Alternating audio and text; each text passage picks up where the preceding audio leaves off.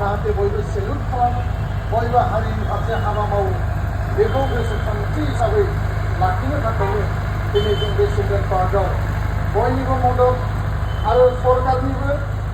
direct आरो indirect मददनि गेजेरजों गोबां रायजो राजानि आरो जोंनि वेलविजारफोरनि मददनि गेजेरजों थामहिनबा रैखाथि बेखौ अराय सेलुट खालामो आरो फिन खेबसेबाव समायखिरा दिल्ली नालाय माथो जोरखो जिखौ होनदों थाब गोदान होनांगौ जायो बे जोरखायो दा माबानिखौनो रेल स्टेसननिखौनो फिट खालामना दोननांगौ दुलाराय बर' फरायसा आफादनि फिरफिला 7 फुट 7 फुट गोजौआव दिनै बिरहोबाय क'क्राझार नोगोराव थानाय बड'फा चिल्ड्रेन पार्कआव गिबि खेब दुलाराय बर' फरायसा आफादनि आफादगिरि मानगोनां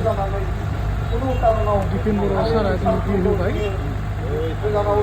क'क्राझाराव फैनाय लोगो लोगो जों नुसिगोन टाउनाव हाबजेनबानो